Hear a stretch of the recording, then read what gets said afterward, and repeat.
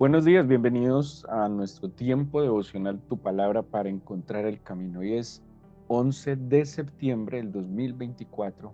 Vamos a leer en la Biblia para continuar con la lectura en un año, Isaías capítulo 7 y capítulo 7 y 8 y segunda de Corintios capítulo 3, Isaías 7 y 8 y segunda de Corintios 3.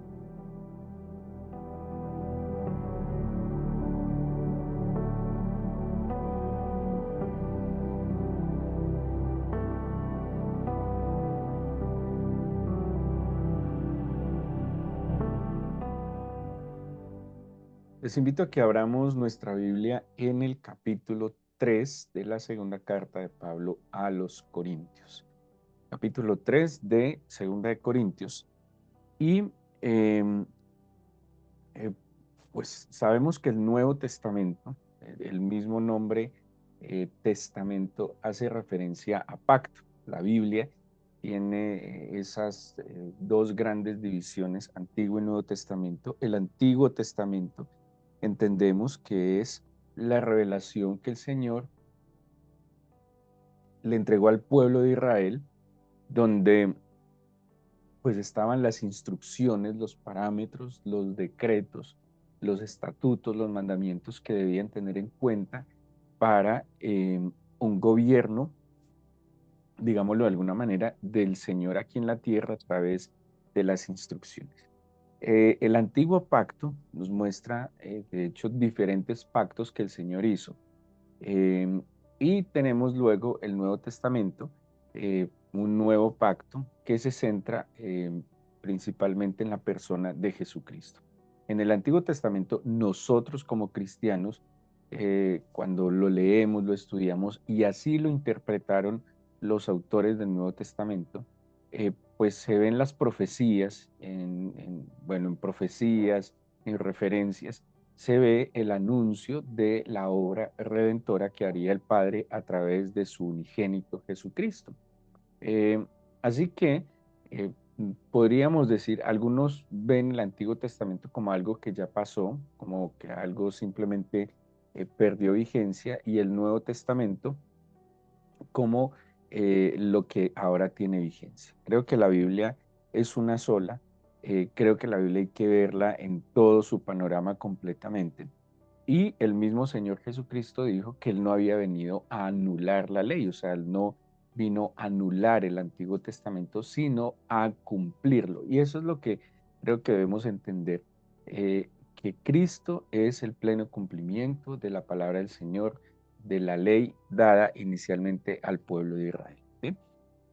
Pablo en este capítulo, seguramente en sus Biblias aparece un título. De nuevo, esos títulos que aparecen en nuestra Biblia no son originales, son títulos puestos por los traductores, por los editores de la Biblia, y pues los colocan para para facilitarnos un poco la comprensión de los textos que vamos a leer. Dice ministros del nuevo pacto. Y aquí hay varias palabras que pues les invito a que tengamos en cuenta. Vamos a leer primero del 1 al 6. Dice, ¿comenzamos otra vez a recomendarnos a nosotros mismos o tenemos necesidad, como algunos, de cartas de recomendación para vosotros o de recomendación de vosotros? Nuestras cartas sois vosotros, escritas en nuestros corazones, conocidas y leídas por todos los hombres, siendo manifiesto que sois carta de Cristo, expedida por nosotros, escrita no con tinta, sino con el Espíritu del Dios vivo, no en tablas de piedra, sino en tablas de carne del corazón. Y tal confianza tenemos mediante Cristo para con Dios, no que seamos competentes por nosotros mismos para pensar algo como de nosotros mismos, sino que nuestra competencia proviene de Dios, el cual asimismo nos hizo ministros competentes de un nuevo pacto, no de la letra, sino del Espíritu, porque la letra mata, mas el Espíritu vivifica. Para Pablo pues Pablo había sido en el judaísmo fariseo, de la corriente farisea, que era por decirlo de alguna manera, la corriente más radical del judaísmo en su época, donde pues muchos fariseos además también eran escribas, entonces tenían mucho conocimiento de la escritura y tenía un fuerte rigor en el cumplimiento de la escritura.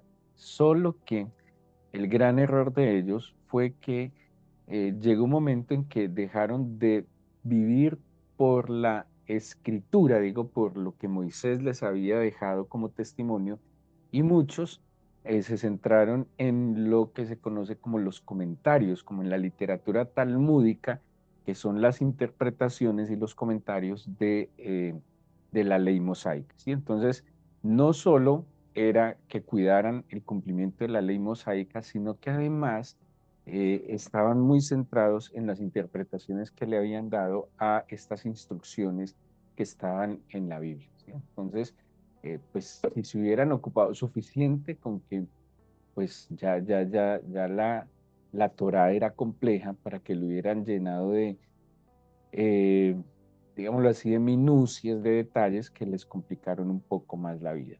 Así que Pablo viene y va a plantear algo eh, diferente en el sentido que no está tan centrado en la letra, sino que está centrado en la vida, en el espíritu. Pero quiero que veamos algunas cosas para que podamos comprender qué es lo que Pablo les está diciendo. Bueno, ahí saqué aparte unas palabras que Pablo va a usar y repetir. Vimos la palabra ministro, la palabra competentes y la palabra pacto, ¿sí? Y esto va a ser un tema pues recurrente en este capítulo. La competencia del griego ikanos hace referencia a algo apropiado, literalmente quiere decir algo así como llegará, alcanzar. Así que el competente o ser competente es algo apropiado, apto, suficiente, pertinente, ¿sí? Así que una persona competente en términos generales es alguien que tiene las capacidades suficientes para cumplir una tarea, ¿sí? Entonces Pablo está hablando que ellos son competentes como ministros, pero que esa competencia ni siquiera proviene de ellos mismos, sino del Espíritu. O sea, el Espíritu les capacita, el Espíritu les implementa. Y tiene mucho sentido y mucha coherencia con lo que le dice a los mismos corintios cuando habla de los mismos dones o carismas del Espíritu Santo. Porque ¿qué es un don o un carisma del Espíritu Santo? Una competencia, ¿sí? Le está dando una habilidad, le está dando una capacidad para ejercer el ministerio. Ministerio, ministros, diáconos. Me llamó mucho la atención porque la palabra diáconos, que se traduce como ministro o como servidor, se divide y tiene dos, digamos, dos raíces, día, fondo, y conos, polvo. Literalmente el diácono o diácono, la diaconía, es levantar el polvo profusamente. Me llamó mucho la atención porque es una actividad o una labor compleja de servir, ¿sí? Levantar el polvo profusamente implica levantar el polvo en lo que está más, en la condición más baja, podríamos decir. Es lo que el Señor nos enseña. Mire, cuando el Señor en Juan 13 estaba en la Santa Cena, dice la Biblia que el Señor, sabiendo quién era, de dónde venía y a qué había venido, el Señor se quitó la túnica, se ciñó una toalla, se inclinó y lavó los pies de los discípulos. ¿Saben qué estaba haciendo ahí? Levantando el polvo de los pies, quitando el polvo de los pies. Eso es servicio. El servicio es una acción que demanda humildad, ¿sí? Un servidor no puede servir si no es humilde. Ahora, ¿qué dice antes Juan 13? De que él sabía quién era, de dónde venía y a qué había venido. Era nada más y nada menos que Dios con nosotros. Era nada más y nada menos que el unigénito del Padre. Y sabiendo quién era, de dónde venía y a qué había venido, tuvo la capacidad, la humildad de despojarse a sí mismo para cumplir una función de servicio, ¿sí? Y ya sabemos que pues lo que implicó ir a la cruz. No cualquiera puede servir. Un acomplejado no puede servir, porque el acomplejado cree que pierde una posición cuando se inclina para prestar un servicio. El que sirve es alguien que tiene una alta autoestima. Y esa autoestima, como dice el mismo Pablo, no proviene de nosotros, es la estima y la valía que le da el Señor y que Él entiende que es hijo, que es redimido, que es salvado y que está capacitado por el Espíritu Santo para servir. Es espectacular. Por eso, cuando los discípulos discutían, el Señor les dijo, la gente de este mundo se pelea por quién es el que va a dominar, quién es el que va a mandar, no así entre ustedes. Entre ustedes el mayor será el que más sirva, el primero será el último, ¿sí? Enseñándoles esto, que todo tiene que ver es con, si yo tengo claridad quién soy, no tengo problema de despojarme de cualquier tipo de posición para poder servir, ¿sí? Levantar el polvo profusamente. Y la otra palabra que va a utilizar Pablo es pacto. Pacto, diateque en griego, acuerdo establecido entre dos partes. Ahora, el Antiguo Testamento nos habla por lo menos de seis pactos que el Señor hizo con algunos hombres, pero en ese pacto que el Señor estaba haciendo con estos hombres, lo estaba haciendo de manera representativa. Por ejemplo, hay un pacto con Adán, así lo ven muchos maestros, pero en ese pacto con Adán, el Señor con quién estaba pactando, con la humanidad, ¿sí? Luego aparece un pacto con, Abraham, con Moisés, perdón. Este pacto con Moisés, el Señor está pactando a través de Moisés con el pueblo de Israel. Viene otro pacto que es con Abraham, perdón, primero Adán, luego Noé, luego Abraham, luego Moisés y luego David. Y en ese pacto que hace con David, pues también está pactando con el pueblo de Israel. Entonces, en el pacto con Adán estaba un lugar, el Edén. Edén quiere decir deleite. Y en ese deleite, ¿cuál era el beneficio o cuál era el resultado de ese pacto? La plenitud. El ser humano tenía cara a cara con el Señor, tenía libertad, tenía un trabajo benéfico, tenía una labor que hacer, pero era una labor que no lo esclavizaba, ¿sí? Todas las condiciones, el ecosistema era perfecto, había equilibrio, había armonía, y ese pacto solo implicaba digámoslo así, un mandato, obedecer algo, que no tomaran del fruto del árbol del conocimiento del bien y del mal. De resto, todo lo podían hacer. Imagínense, solo había una bendita norma, una bendita ley, una entre todos los privilegios que tenían Adán y Eva. Y lastimosamente ellos violentaron esa única norma. Pero entonces, de nuevo, el pacto con Adán implica un lugar de plenitud, ¿sí? O sea, el Señor le dijo a Adán, mira, te pongo acá, administra, somete, disfruta, disfrutas de mi presencia, disfrutas de la buena compañía de tu esposa y tú, Eva, de la buena compañía de tu esposo, multiplíquense, trabajen, labren, no coman de este árbol, coman de lo que quieran y este es el plan que tengo para ustedes, plenitud. Obviamente Adán falla ese pacto, Adán y Eva fallan ese pacto. ¿Y qué implicó? Pues ser desterrados de la plenitud. Luego cuando el Señor pacta con Noé, el pacto con Noé implica dos cosas. Bueno, hubo un elemento que es el arca de madera de Gomer. El arca era el medio a través del cual el Señor estaba guardando a Noé. Este pacto con Noé va a tener una señal que es el arco iris, y el pacto es un pacto de bendición donde dice, no voy a volver a destruir el mundo pues con un diluvio, pero quiero que tengan en cuenta además el arca, porque el arca fue el medio a través del cual el Señor le mostró la misericordia a Noé. El arco iris es señal de misericordia, que el Señor lo vería y se acordaría de que no iba a volver a destruir al hombre, así pecare mucho. Yo creo que esta generación, y así lo advierte la Biblia, está como la generación de Noé, ¿sí? Pervertida, degenerada. En términos generales, estamos en un tiempo de una generación muy degenerada y muy perdida. Si comparáramos la época de Noé, tal vez tendríamos, o el Señor tendría las mismas razones para actuar por un diluvio, ¿sí?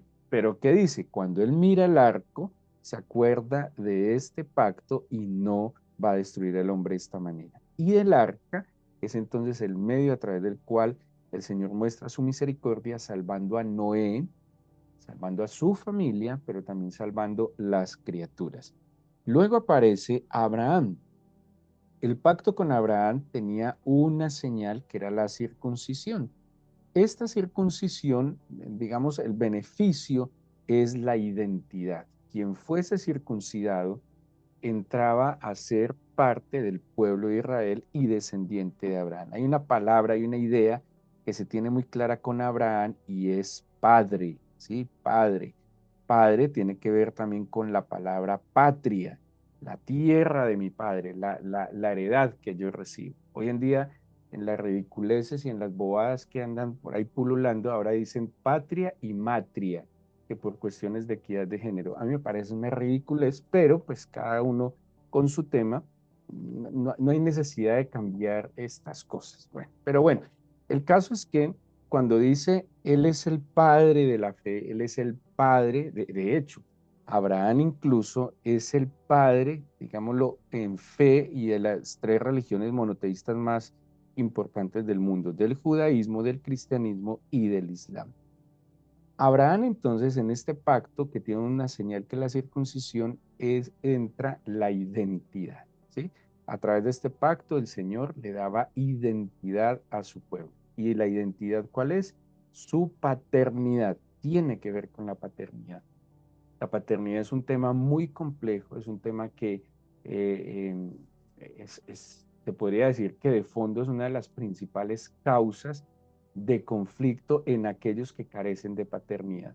Alguna vez, hace muchos años, leía un estudio que habían hecho en cárceles de Estados Unidos a hombres presos y dentro de las preguntas que le hacían a estos presos, tratando de encontrar pues como conductas generales, dio un alto porcentaje, la verdad no recuerdo exactamente qué porcentaje, pero muchos en sus respuestas exponían que tuvieron conflictos con sus padres, ya fuera porque sus padres los maltrataron, ya fuera porque sus padres los abandonaron, ya fuera porque nunca conocieron a su padre y crecieron con una carencia, con un vacío de la paternidad, ¿sí?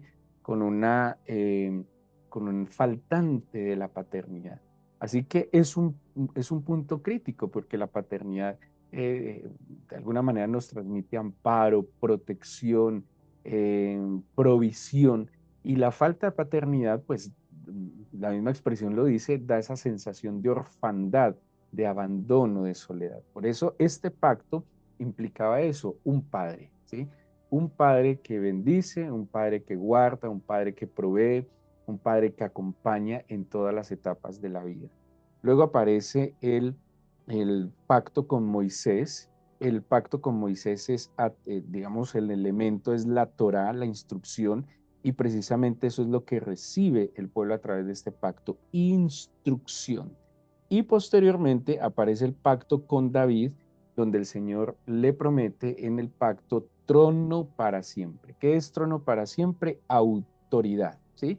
Autoridad. La autoridad, bueno, que la autoridad tiene muchas cosas como protección, la autoridad tiene muchas cosas como la dirección también, la provisión. De hecho, en el Antiguo Testamento los reyes son los a los que se refiere el Antiguo Testamento como pastores. Los pastores o la alegoría de los pastores hace referencia a la función de los reyes. ¿Qué hace un pastor? Guía, cuida, guarda, protege y mantiene unido. Esa era la función de los reyes en el Antiguo Testamento. Entonces piensen en estos 5 pactos que citamos. Adán, Noé, Abraham, Moisés y David. ¿Qué beneficios trajo? Plenitud, identidad como hijos, una misericordia, y podríamos decir en misericordia redención, porque con Noé pues fueron redimidos, fueron rescatados de una generación perversa.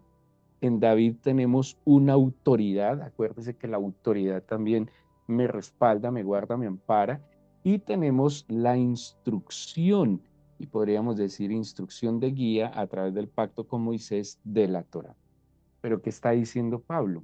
Que ahora somos ministros competentes de un nuevo pacto, no de la letra, sino del espíritu, porque la letra mata, más el espíritu vivifica, ¿sí? Entonces Pablo nos va a traer al Nuevo Testamento.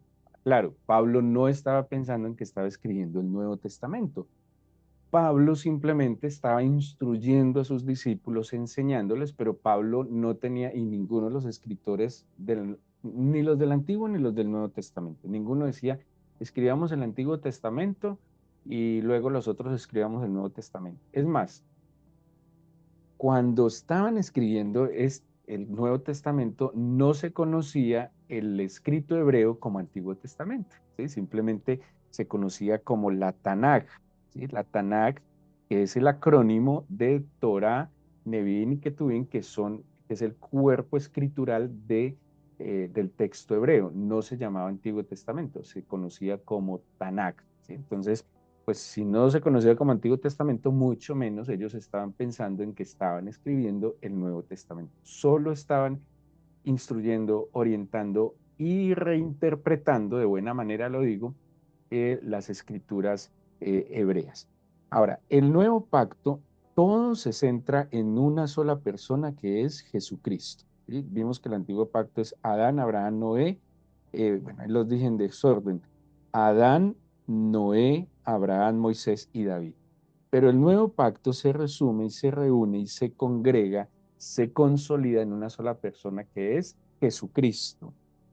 Y pónganle cuidado. Romanos 5 nos dice que Jesucristo es el nuevo Adán. ¿Y qué dice Romanos 5? Que así como el pecado y la muerte entró por un hombre, Adán, que cayó y pecó, así en un solo hombre entra la vida, el perdón y la redención, que es Cristo.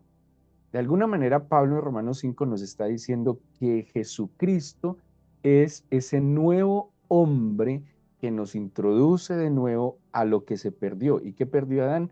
La plenitud, el cara a cara con el Señor. Perdió la relación con el Señor, porque Adán y Eva tenían audiencia constante y directa con el Señor. El Señor Jesucristo en el nuevo pacto, al ser este segundo Adán, nos da la oportunidad de ser o de experimentar de nuevo la plenitud. Dice el Pablo mismo que en Cristo está la plenitud de gozo, delicias a su diestra para siempre. Jesucristo nos permite volver al deleite, al Edén. Por eso la vida en el Espíritu es un verdadero placer, es un verdadero deleite. Y eso es lo que Pablo está diciendo.